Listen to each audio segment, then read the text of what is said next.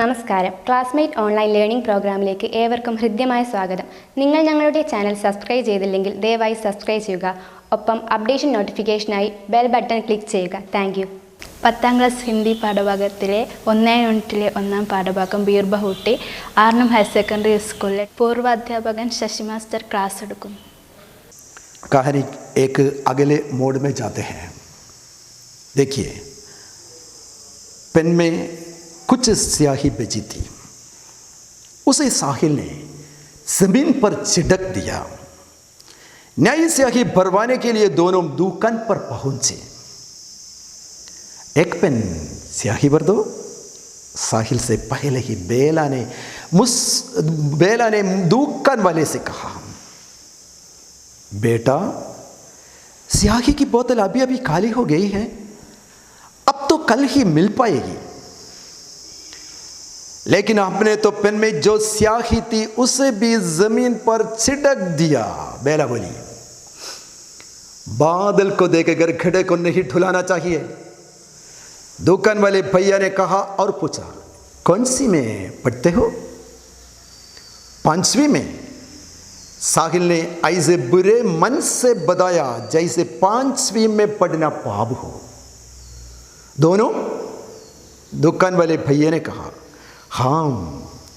हम जी दोनों, और हम दोनों का सेक्शन भी ये ही है. ये बेला ने ऐसे खुश होकर बताया जैसे ये कोई बहुत बड़ी बात हो. ओके, देखिए, पेन में कुछ स्याही बची थी. स्कूल की घंटी बजी है, इसलिए जल्दी जल्दी स्कूल की ओर जाना है, नहीं तो देर हो जाएगी. इसलिए बेला साहिल से कहा, जल्दी साहिल, जल्दी करो. दुकान की ओर जाते समय साहिल ने क्या किया? साहिल ने अपनी कलम में बची हुई स्याही को जमीन पर छिड़क दिया. छिड़कना, കുടയുക, നിലത്ത് കുടഞ്ഞു കളഞ്ഞു മഷി മുഴുവനും. ओके, पेन में कुछ स्याही बची थी, उसे साहिल ने जमीन पर छिड़क दिया. टू स्प्रिंगल, अതാണ്, जमीन पर छिड़क दिया. नई स्याही भरवाने के लिए दोनों दुकान पर पहुंचे. नई स्याही, कलम में नई स्याही भरवाने के लिए बेला और साहिल दोनों दुकान पर पहुंचे. एक पेन स्याही भर दो. साहिल से पहले ही बेला ने दुकान वाले से कहा. बेला എപ്പോഴും അങ്ങനെയാണ്. बेला साहिल को बहुत प्यार करती थी, इसलिए साहिल से पहले ही बेला ने दुकान वाले से कहा, एक पेन स्याही भर दो. बेटा, स्याही की बोतल अभी खाली हो गई है. दुकान वाले ने कहा, बेटा, स्याही की बोतल अभी जस्ट नाउ अभी खाली हो गई है, अब तो कल ही मिल पाएगी.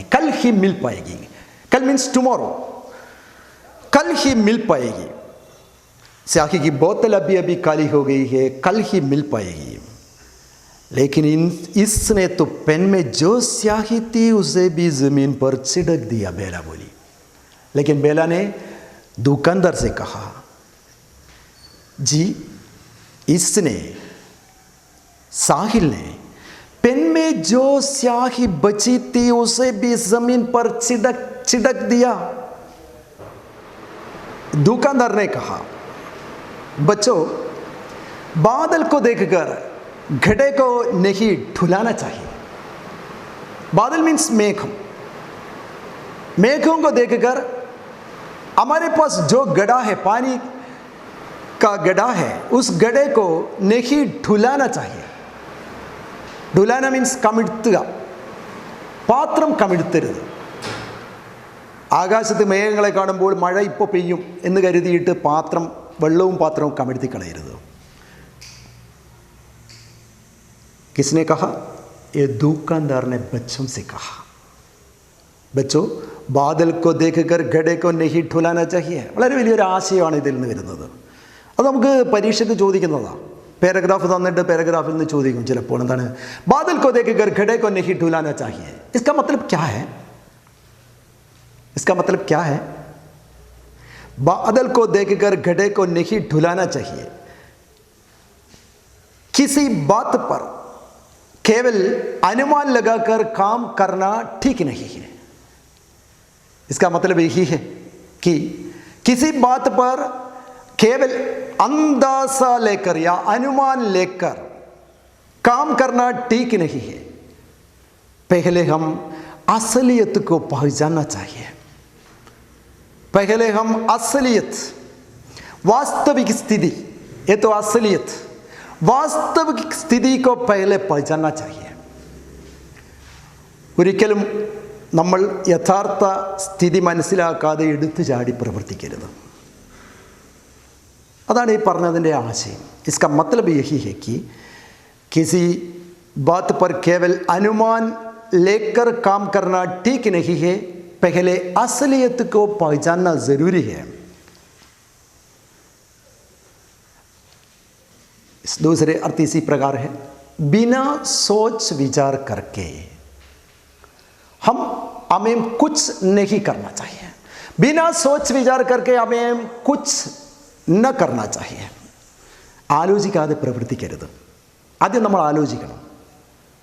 ലുക്ക് ബിഫോർ യു ലീപ്പ് എന്ന് പറഞ്ഞതുപോലെ.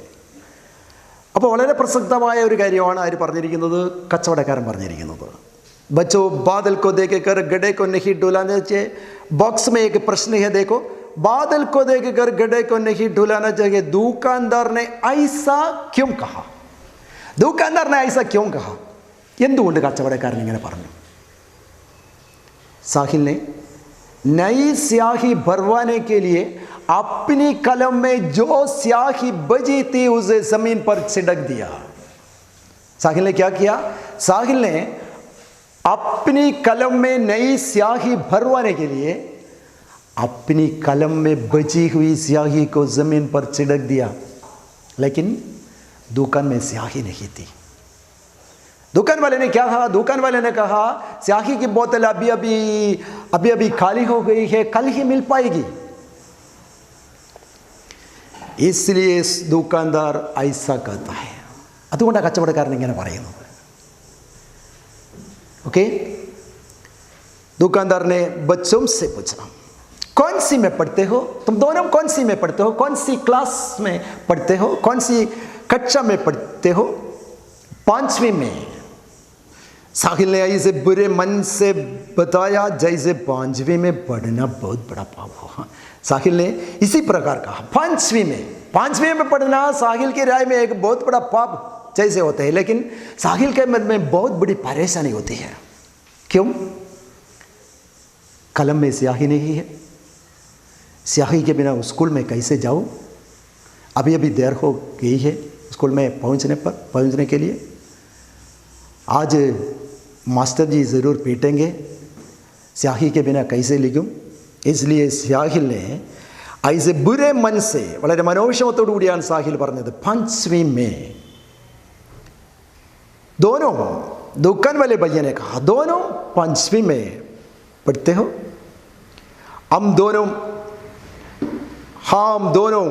और हम दोनों का सेक्शन भी एक ही है.